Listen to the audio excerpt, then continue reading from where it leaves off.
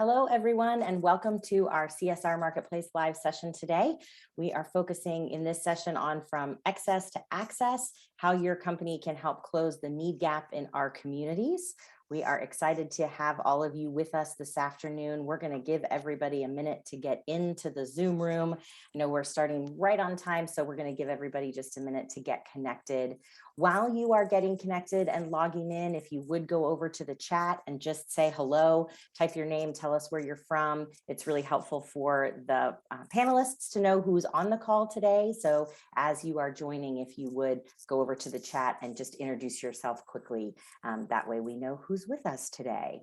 So I want to welcome everybody to the session. We will get started in just a minute. This is the CSR Marketplace Live from excess to access with our partners at Good 360. Okay, so it looks like we've got folks joining the room. I'm going to go ahead and get started. My name is Erica Bader. I'm the Vice President of Content and Learning with ACCP. We are glad to see all of you here. Once again, if you haven't had a chance yet, go over to the chat and just introduce yourself. Tell us your name and where you're from. That's really helpful for the panelists to know who's listening today. So our CSR Marketplace Live sessions are pre-conference sessions for our annual conference delivered by our partners in the CSR field, and we are excited to have this session today with Good 360, and we certainly appreciate Good 360's ongoing support and engagement with ACCP, and we're looking forward to the panel discussion that they've put together today. Some of the features that we're using in Zoom today, live transcript is turned on. So if that is a helpful feature for you, you can go to the bottom to the button that says live transcript. You can either view the subtitles or the full transcript. You can also use that button to hide the subtitles if those are distracting and you'd rather turn them off. We will be engaging in the chat today. Thank you for those of you that are already here and saying hello. If you haven't had an opportunity, go ahead and introduce yourself in the chat. At any point in time during the session, you can use the chat to share with the panelists and attendees. Just make sure you click that drop down to make sure that it goes to all panelists and attendees so that everyone can see it. We do have Damian Morales from Good 360 who's going to be in the chat, chatting with you all and sharing some additional information. So be on the lookout for Damian behind the scenes, but he'll be in the chat with us today. We will leave some time for questions and answers, and we'll collect those in the Q&A box. So you can click on that box at the bottom of your screen and add a question. You can add questions at any point in time. We'll find time for them at the end, but go ahead and add them whenever they come to you during the conversation this afternoon. We're also using the upvote feature. So if there's a question that you see in the Q&A box that you would like to also answered, you can click that thumbs up button. And that will that'll let me know which questions are of the most interest to the group. As we mentioned, the CSR Marketplace Live is a pre-conference event for our annual conference, which is taking place December 7th through 9th. And hopefully we will see many of you back with us here on Zoom in early December. So with that, we'd like to kick it off to our speakers. Jim Alvey, who is with Good 360, is our moderator today, who's pulled together this great panel. So we're pleased to welcome Jim. Together in conversation with Jim is Joe Ruiz, who's the director of the UPS Humanitarian Relief Program for UPS Foundation. Chris Taylor, the Vice President of Global Community Relations at Ecolab, and Susie Cabo, the Managing Director of Social Impact Optimization at United. All three great members of ACCP, so we are thrilled to have all of them with us. So if you all want to turn on your cameras, I will hand it off to Jim and the panel. We can go ahead and get started. Great. Thank you, Erica. I really appreciate that opening. And thanks to ACCP for having these sessions ahead of the big event. We really appreciate the opportunity to share some information that you might not otherwise hear or know about, and also share some of information to us. It's meant to be a learning experience. So yes, I am Jim Alvey from Good 360, Vice President of Disaster Recovery and Philanthropy. Setting the stage, I will be giving a brief overview of Good 360 just for those who don't know who we are, what we do, but then getting it over quickly to our three panelists who are three great friends and partners for Good 360. This should be a lively discussion. We're hoping that what you get out of it is, of course, learn a little bit about Good 360 along the way, but more importantly, to get some ideas from these folks about ways that you can give back in your communities that you may not have thought about before. And again, hopefully you've got ideas that you might be able to share back, but these folks have certainly done that, which is why I've asked them to join us on this panel, been creative in their solutions, and look forward to having that discussion. So goals for today, hopefully you'll come back with some ideas, and we will wrap up at the end with questions if you didn't get any of those answered during the session. So overall, the session, the title kind of says it. Good 360, we've looked at our mission and what we're trying to accomplish, and reevaluated how we present ourselves. And it really boils down to, we live in a world of plenty. And yet still millions of people wake up every day with critical needs. This is a vast need gap, is what we've called it. But we all know that there's plenty enough to go around. That's why Good 360 works with partners like these to get donated goods where they can do the most good and close those need gaps. They're not all the same. Need gaps are different, missions are different, community needs are different. But working together, we can do so much to give back and help communities in critical need, closing those gaps, and in doing so, opening up new opportunities for those folks impacted. So, Damien, if you don't mind, we can shoot the slides for Good 360. I'll give you a little bit of a background on Good 360.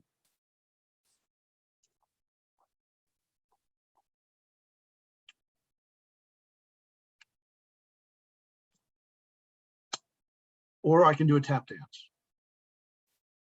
Oh, good, you're saved.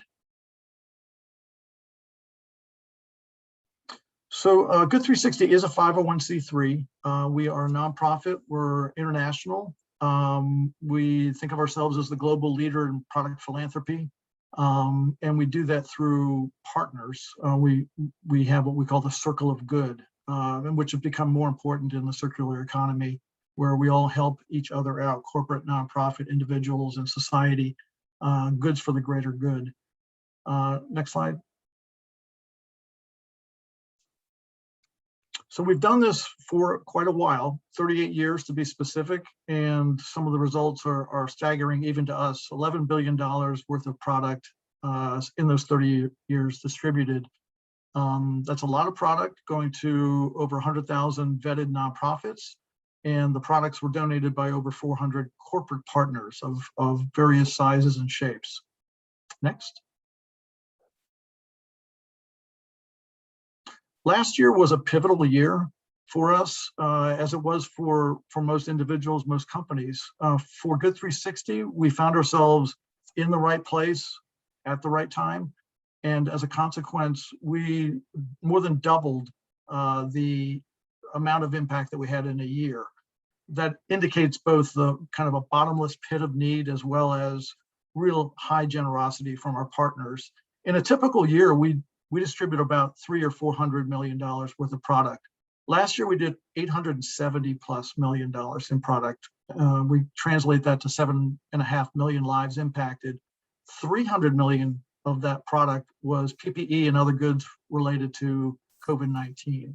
So a significant year that the trend is continuing this year in terms of high growth and impact. Next slide. So again, with COVID-19, products that many of us were not really familiar with became high need.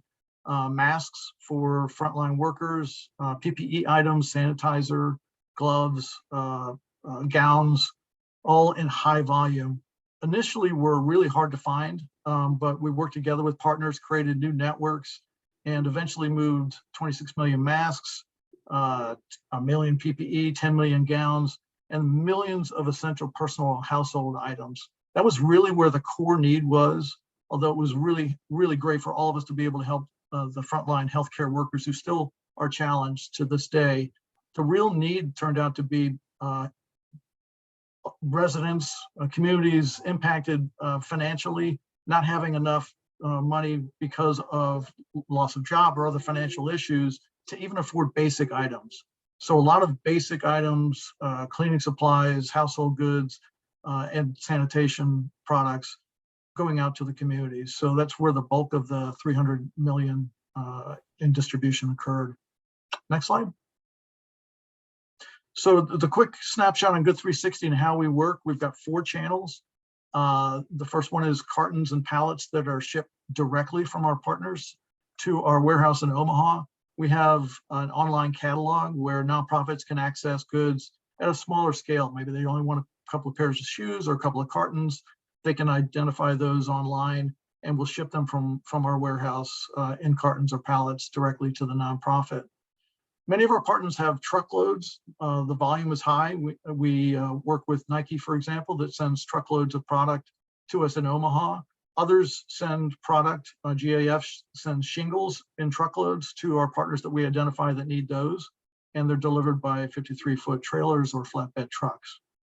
The retail matching program is one that brings it into the community. Good 360 works with our partners like Disney, Bed Bath & Beyond, and others, identifying stores in communities and matching them up with nonprofits that can get to those locations and get goods that are returns or excess inventory.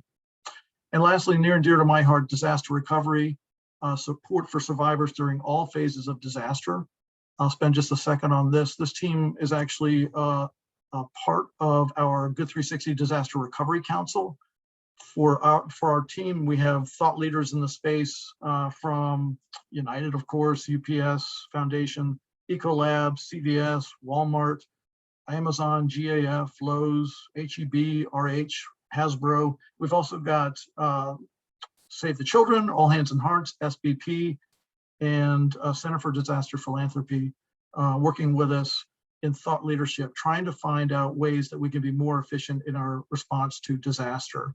And we've had some really good results. Our education piece, we call Resilient Response, has been extremely successful. Companies, we've got nearly 100 companies that are pledged to responding more efficiently, more resiliently in disaster recovery. And the quick highlights on that, being proactive, being needs-based, focusing on short-term and long-term, being educational about what you're doing, transparent about your goals, and building in resilience to any response that goes on in disaster recovery. I know that anybody on the panel could have rattled all that off too, but I'll do it this time. But that's our Disaster Recovery Council, again, the 4th pillar of Good 360. Next slide. So these are a few of the 400 plus companies that we work with. Again, these are names that you know. There are many that you don't know, small and mid-sized companies that also participate, finding ways to donate product in kind and matching those up through Good 360 with their communities. If you don't see your name up here, we'd love to see it up here soon. Next slide. So why do companies donate through Good 360 or donate in kind in general? There's 5 major reasons. One is obvious: social impact. Transforming lives, making sure that good is done through the network. Risk mitigation. One thing Good 360 does is protect your company from the product getting into the wrong hands. We have what I call the lovable hard asses in our compliance department who make sure that nothing goes wrong and that all the product that you donate goes to the missions that you support. Positive business impact, demonstrating your leadership in your sector as responsible business practices. Potential financial benefits. I am not a tax attorney, although I do play one on TV, but there are tax benefits and other positive benefits financially to your company. And then lastly, operational ease. You may not have donated product in the past because it was a hassle. Good 360 handles all the logistics, coordination, communication. Quite simply, we make it easy for companies to donate versus destroy or liquidate. And those are the 5 reasons. Next slide. So if you want to learn more, please go to good360.org and we can see if we can match you up with nonprofits to take your in-kind products, or you can support our disaster mission. Thank you very much for listening to that. And now on to the show. So we did talk about questions ahead of time that we want to talk about. I don't want to focus specifically on disaster recovery. I want to kind of open it up to the to overall giving. But I did want to ask up front, Susie, if you don't mind, you've been one of the longstanding members of the Disaster Recovery Council. In that case, what about disaster makes that an important area of focus for United? Hi, Jim. Good to see you Good to and see you all too. of my colleagues here. So, I am with United Airlines, and as you can imagine, we are a large global operator. And when disaster strikes, most often it impacts our business. So looking at it from a business perspective, it's extremely important to us for that continuity of our product and our service to our customers. We also look at it from the lens of our employees. If it's affecting one of our airports or our stations, it is clearly affecting the employees that work for United, and want to make sure that we are prepared in getting everything that they need to be successful in their recovery. And we also then look at our customers in the broader community. So we look at disaster response kind of in a three kind of laddered or three-legged stool. And all are very important. And Jim knows this, I say it all the time. We are very unapologetic about starting with our business first. And I use the analogy in the airline business of putting your mask on before you help others. We have to get our house in order, and we definitely do that when disaster strikes, making sure our operation is up and running, and then our employees, and then the community at large. We've spent a ton of time in this space and really have refined our approach, and love what Good 360 is doing, because so many of the challenges and pain points that we discover in our own world are things that you are all looking to address on the macro scale. It is preparedness. There are things that we can do to not get ourselves in some of these situations. How do we respond when we're in the moment? And most importantly, because this is the part that I think falls off the radar, when the news trucks and the cameras leave, what do we do to make sure that that community is set up for success post-recovery? So the alignment with what you are all doing is exactly what we were doing from our core business from day one. So it made good sense to team up with all of you. Makes even more sense now. And I love to hear you say that. The analogy is so perfect for your industry, but all others. And I've heard that a lot from partners. So United's not alone. Companies need to take care of their business first. Otherwise, they're letting their communities down, their associates down. It's really important. Chris, I'll go to you just to see if you have any other take on that in terms of Ecolab's focus in disaster recovery as a pillar. Whoops, I think we got you on mute.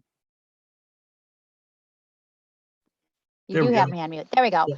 So we do respond to disasters around the world. We're in 180 countries. We have 50,000 associates worldwide. Similar to Susie, we take care of locations where our people are, our customers are, which we have 3 million customers. So they're just about everywhere, right?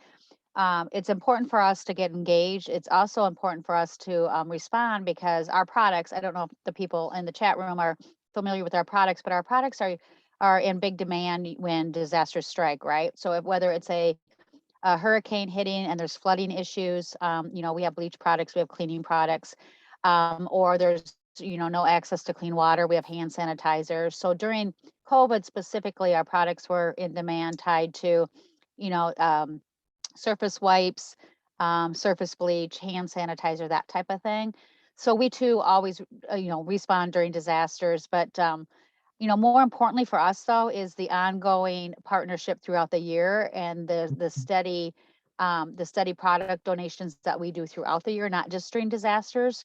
So we really try to, with our partners, and Good 360 is one of them, obviously, have the products staged and ready to go. So when disaster strikes, it's already there and ready to go, versus being reactive. Now, is that something we could always get better at? Absolutely. But we continue to strive in that way too. So it's already pre-staged. The other thing I'm going to throw out to this group that, I just learned this today and was on a call with our team in Europe. Jim mentioned the circular economy, about why it's good to repurpose your excess inventory of whatever you have, whether it's cleaning supplies or other supplies. Europe, the UK just has instigated a law that goes into effect the first of the year in 2022, that you will be fined if you scrap excess products. They're still working out the details on that. But starting the 1st of the year, anything over 3 months expiration date, if you scrap it, you could face fines from the federal government. So I just throw that out there for all of you global companies on the call to get ready for that. Again, they don't have the rules figured out. It's a mess. I don't know how they're going to do that, and I don't know how they're going to guarantee the 5 nonprofits that they give to you are going to actually take your products, because as we all know, right now there's a saturation in the market of certain products, and nonprofits aren't taking certain things. So anyway, stay tuned on that, because whatever Europe does, other countries tend to follow in the way of environmentally sound projects. So our whole approach is do it all year long. Certainly after disaster, we kick it in high gear, but we're moving product all year long with our nonprofit partners. That's awesome. Yeah, you are the example I use for year-round giving and pre-staging. It's a hot topic now in the disaster world. It should have been all along, but Ecolab's been leading that space, getting products where they're going to be needed, so there's a shorter time and less challenge getting them out in the field. So thank you so much for that, Chris, and thanks for that insight. It sounds like they're trying to get the conversation going. I mean, they haven't gotten it figured out. Doesn't sound very needs-based, but we'll get to that. It's not needs-based. It's basically, they don't want the waste in their countries, right? And so the UK has implemented it, but it's going to be managed country by country. So the call today was with France, and so France is handling it different than other countries over there. But it really isn't about needs; it's about the waste. They don't want anything in their landfills, and so their way of handling that will be to find the companies that are putting things in landfills. Gotcha. So. Yeah, fascinating. Thank you. And Joe, kind of rounding out the panel, you were one of our founding members for the Disaster Recovery Council. You take it beyond that to humanitarian and have you're all over the world basically at any given time. When I start down a list of the areas that you're helping in, it's unbelievable. But there's a core there of helping communities and individuals in disaster situations. Why is that important to the UPS Foundation? Well, thanks for having me on the panel, Jim. Similar to what Susie and Chris said, UPS is everywhere. Our operations are in 200 plus countries and territories. And I hope you can hear me. My internet connection is now unstable. So here we go. Yeah. But anyways, the key is for us is that any disaster is local to us, and our logistics capabilities are our unique superpower, and it's what we want to use to make a critical difference. But we've been a part of the Recovery Council since the beginning, because we have realized long ago the immense gap in long-term recovery and mid and long-term recovery. We know that people are generous and have good intentions, and often the majority of the money and the funding and the support goes in the immediate aftermath. But I'll give you just a brief example. Last week, we helped a 9/11 responder, a fireman from Brooklyn, New York, who was impacted by Hurricane Sandy 9 years ago, who still was not back in his home that was wholly completed and recovered. That example is why we're in this, because it's just not right. And until we can help people build back better, and we can use what we do at UPS to provide logistics, we're gonna continue to be all in on helping with long-term recovery and with humanitarian relief. Awesome. Joe, I'm going to stay with you for a second. Hopefully your connection will stay with you. Okay. Just to talk about the other areas of importance to the UPS Foundation. We were fortunate to have Nikki Clifton in our office recently, and she went through some of those with us. But I'd love to hear from you the breakdown of what you're finding to be the most important need gaps in communities that you're trying to solve. Absolutely. Well, Nikki's been with us now for a year leading the foundation, and she has really helped us to focus equity in the center of all of our efforts. And we are not changing a lot of what we're doing, just putting equity really at the center of it. So we've been focused on humanitarian relief. We're focused on health and humanitarian relief. equity and economic empowerment, local community engagement, and planet protection. Let me just say that when you look at health and humanitarian relief, what we learned about responding to disasters is that we can make a difference in the ministries of health and communities around the world. When you talk about long-term recovery, we are in the middle of the biggest recovery effort from COVID in the history of the world. I'm really proud to say that we've delivered more than 800 million doses of COVID vaccine Wow. in over 100 countries. So the foundation has also made it a point to focus on low and middle income countries. Currently today, only 2% of the African continent is vaccinated.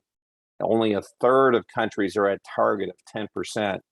To date this year, we've been fortunate to be a part of the solution and have delivered over 60 million doses of vaccines, skilled volunteers, ultra cold freezers. So that's one thing.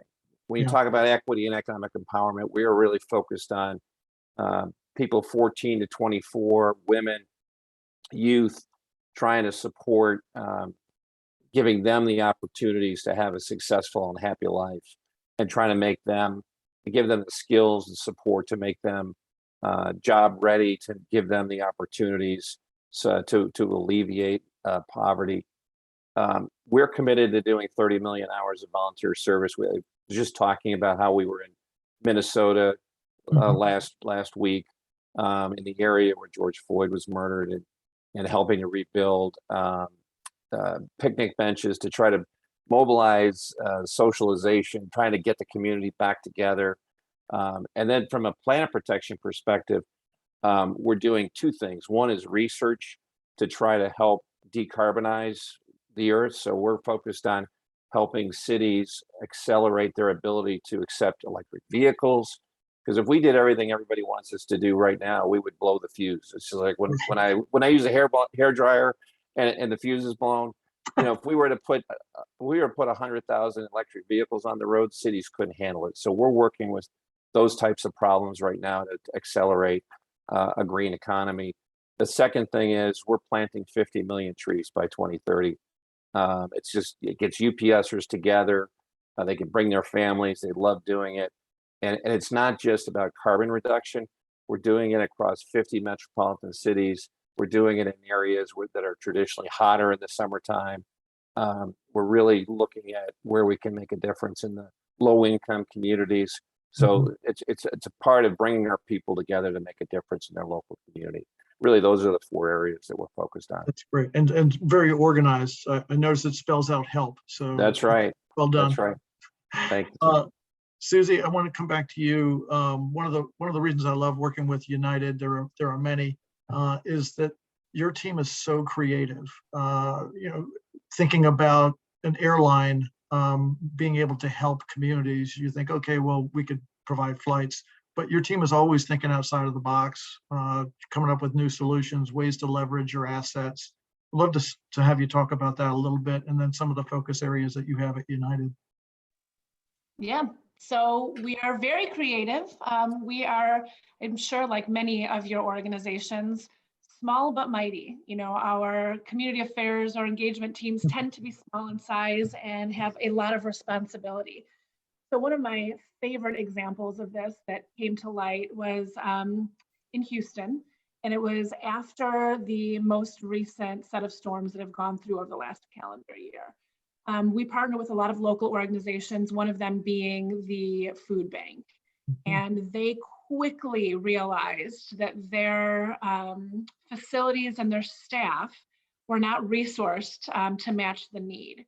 So we came together and tried to find a way to help, problem solve. Well, we have space, we have hangars that, house massive airplanes. And we found a way to convert one of our hangars into an extension of the distribution center. We then found our employees who were not working, full-time on the clock because our flight schedules were dramatically reduced, during the pandemic, but they were still, being paid, and they were in the airports, connecting that kind of labor with that, makeshift remote location of the warehouse.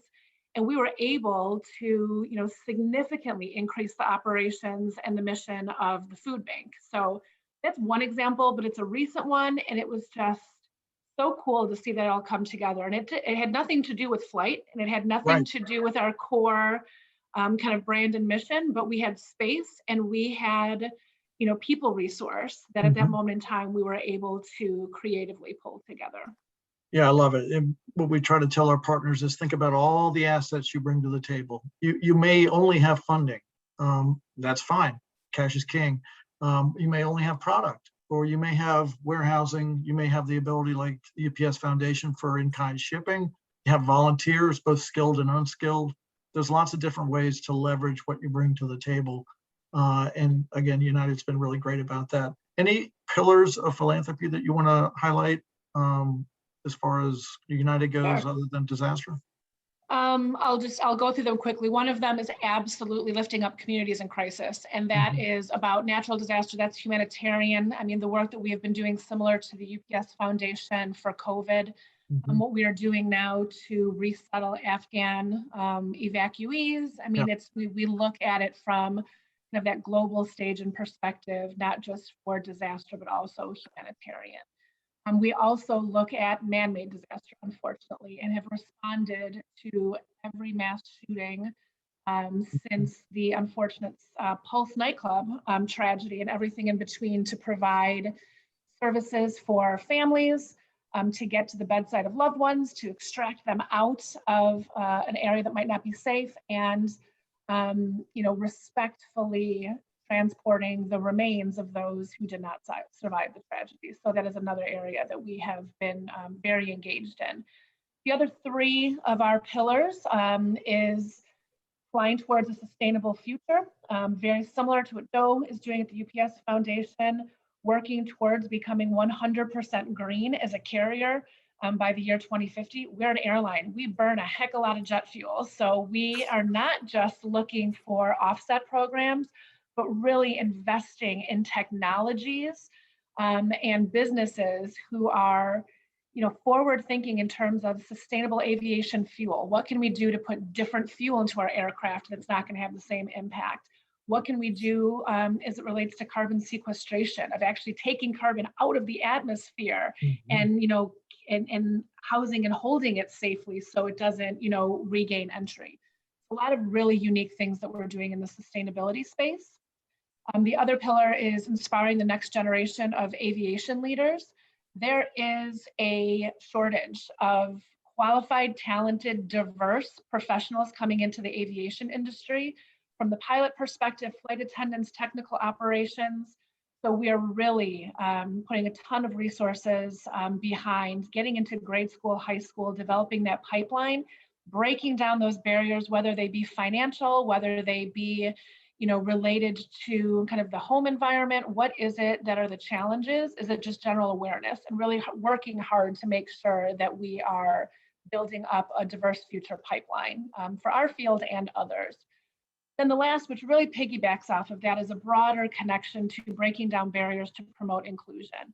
And it really is looking at our own workforce and what we can do from a management perspective, and all of the different operating groups to diversify, what we can do to make sure that we are very much in tune with and catering to the unique needs of our customers from around the globe, and just all of the different things that we do every day to make sure that everyone has a fair, equitable opportunity to compete for United's business as it relates to our business diversity and supplier diversity programs.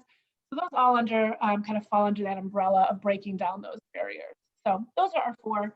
Not, dissimilar to what I think a lot of other organizations are doing. Those are pretty hot topics across the board, and those that, are really close to the heart for us at United. And I know your team put a lot of thought into those and presented those to all your nonprofit partners as well, kind of showing us where your focus areas are, helping us to understand what we can do to help you fulfill those missions. So we really appreciated that. And I believe you're award-winning in the sustainability side for fuel innovation. So kudos there as well. Chris Taylor, do we still have you? You know what? I had to call back in. I'm totally blaming Joe because I lost my internet connection. So I'm trying to get back online, but I am here just voice only, no camera. So I That's was great. listening to that, but I might have missed the question. So I'm back.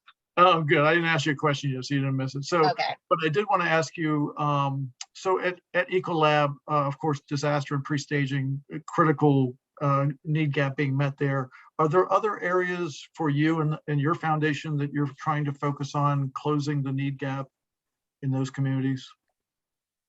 Well, so we like Susie have multiple pillars that we're focusing on, and I would say from the need gap, it's more around the circular economy and the the need around water. Mhm. We have a global focus on accessibility to water and then clean water, both tied to our Solutions for Life platform, which we work with organizations around the world, helping with global water funds in different countries, trying to meet the needs in each country as needed. Not everything. It's not a cookie cutter approach, just because not every country is experiencing the same things around water. Some places it's clean water, some places it's no water, right? Just access to water. So that's another big pillar that we focus on outside of our disaster response and our in-kind donation product area. And then as a company, we're no different. I won't go into that, but as far as the carbon neutral by 2030, our plans out there, are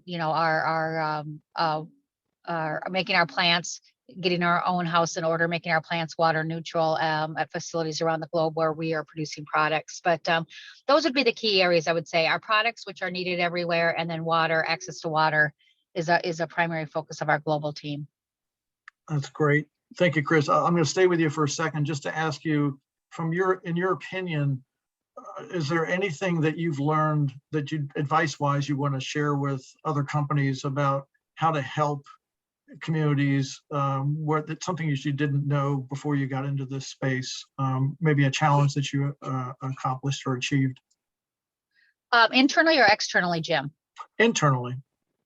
Oh, so internally, I would say, we're a living document. Our department is, as far as how we've developed relationships within our organization. Again, we're a very a large institution, right? We're $15 billion in sales, and so our sales departments and divisions around the globe all manage different areas of our business, right? So we have a healthcare division, we have a hospitality division, we have a pest division. So one of the challenges that we faced was getting the leadership on board from each one of those business units to talk about the importance of donating product before it got too close to expiration dates. Because as you can imagine, they want to sell the product, right? That's how, Right. That's how we make money as a company. Money first, mission second. So, their whole goal and how they're compensated, quite honestly, is about selling products. So our biggest challenge was getting them to release the product soon enough in order for us to donate it in time for it to be used by our end partners before the product expires, right? So we Right. walk a fine line on when we actually get access to the product to donate. And I think that's been the biggest challenge of getting our leadership to understand that if they decide today, for example, that they want to donate, pick a number, right? $3 million worth of product, they think that we can snap our fingers and say $300 million in product is out the door tomorrow and there's a home for it. And at Good 360, it doesn't work that way, right? It takes some time to place it. It takes some time to process it. So that's been our biggest challenge internally. Slowly but surely, we're making progress. And it's going in the right direction. And I think they understand why, if they decide on the 15th and they want it off the books by the end of the month, it's not going to happen anymore, So that's been a real challenge. We're just so big. It's just, it's like turning the Titanic sometimes. It's a challenge. And that's why it's important to have a champion like you in the role that you're in. And thanks for fighting the good fight on that, Chris. Yeah. Susie, any words of wisdom you want to share from your perspective to other companies in terms of finding ways to either leverage assets or close the need gap in their community? So this is going to be my best attempt to just brag on Good 360. I mean, this is what this live marketplace is about. This is about the incredible service that you provide to corporations as well as the nonprofit organizations in which you partner. So United is a service business. When you think of our product, it is an airplane. It's an airplane seat. It's getting you from point A to point B. So what do we donate? What do we have in surplus items to kind of contribute to this? Well, this is where I challenge every company to just look beyond what your core product is. We have used Good 360 for significant office moves or different times that we were reconfiguring office space. Yeah. We send binders and office chairs and other materials that would be so hard to organize and logistically get out to nonprofits in the communities and where we're doing these updates and upgrades. So that's one place that has been so helpful in partnering with all of you. It doesn't have to be the perfectly packaged, bulk product that comes off the line or out of your warehouse. It definitely can be some of those ad hoc needs as well. The other thing that we all use you for, which is fantastic, is when we're changing our product lines. When we have different amenity kits and have, we change out the brand for the little kind of socks and masks and other, amenities that we have. Good 360 is able to take those from us too. And our scale is huge. So knowing that we can work with you on tens of thousands of amenity kit product or blankets, for example, that we're transitioning out, which I'm going to put in that category of gently used. Everything doesn't also have to be new. There's that whole gently used category, I think, as well. So you all have been an incredible partner for that. And I wanted to just stress to the companies who are listening, it doesn't have to, if you're a service, company or industry, there are many other ways and things that you can do and work with Good 360 without kind of a product off the line. So wow, you've been thank awesome. You. Thank and you. My last little plug, and hope maybe you'll talk about this a little more, is kind of the reporting back. You had already talked about, so I won't get into too much detail of the vetting that you do, knowing that the places that our product, excess product is going, safe, risk mitigation, like we feel comfortable in that, but getting back the reporting so that we do understand. This is how much product was donated. This was the value of that product, and this is ultimately where it ended up going to make a difference. We would need a team of 10, 15 just to focus on that. And you are our partner and extension of our team to help. So that's awesome. Thank you. Thank you for saying that. I really appreciate that. And as you're talking, I was thinking about all the places those amenity kit items have gone to Western fires, to Haiti, to Hurricane Ida, to St. Vincent. They've helped in so many ways. And just because we collaborated on that. On the data side, it's become really important for us to dig in a little bit more than we have in the past, meaning not just how many tons diverted from landfill, but who received those products? What were their demographics? What was the poverty level of the area that was impacted? And providing that type of information back to our partners.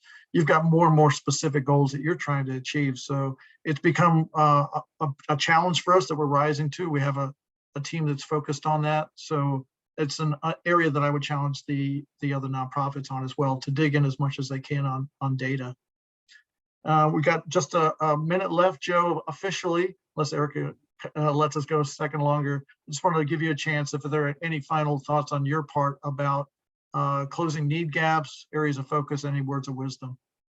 I think there, beyond product, you can donate. There are many things you can donate. The skills and abilities of your people. We have skilled logisticians. I put it into the chat box that have gone into Malawi to, with these ultra cold vaccines going to Africa that these countries don't have capacity. So you can't just hand it to them. You have to train them. We actually sent somebody to Malawi for 3 weeks to help build a plan and help have them understand how that works. And we also had our data analysts and data scientists build a new system that helps the logistics cluster. So when the agencies want to get product to a country that's impacted, they can go to this new site, which actually Google Flight has helped us so you can see all of the airlines that go in there. I hope United's on that too, Susie, but it actually will allow them to see every flight so they can more quickly get to United and schedule their product on their planes.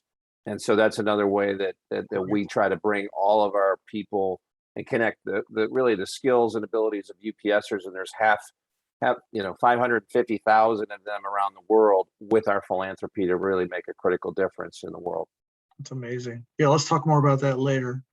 Erica, you're popping in. I guess we used up our time. I knew it would go fast. It always does go fast. And, you know, with such great panelists and good information and all of the good work that your companies are doing, there's so much to say. So yes, we are 1 minute over time. So apologies that we didn't get to questions, but I know some of them actually got answered as you all were talking. Oh, good. So Good. I want to thank you. To us, and we'll answer those. Okay, perfect. I wanted to thank you all for being here, Jim. Thank you, and Good 360 for being a longtime partner for ACCP. We appreciate that. And Susie and Chris and Joe, also longtime friends of ACCP. Glad to see your faces on the panel today and to hear all of your good information. We're going to pop a survey into the chat. So if our attendees have an opportunity to take that survey, that's really helpful feedback for all of us. And as I mentioned, the recording will be available with the follow-up materials mid next week at the latest. So be on the lookout for that. But I want to thank everyone for joining us today, all of our attendees who are here and all of our great panelists. Thank you so much for your time and your expertise and your generosity in sharing with the group today. We really appreciate it. Thanks to you, Erica. Look forward to seeing you in person sometime soon. Hopefully soon. Right. Thank you, All everyone. right. Thanks, Thank you. everyone. Thanks, panels. Thanks, guys. Bye.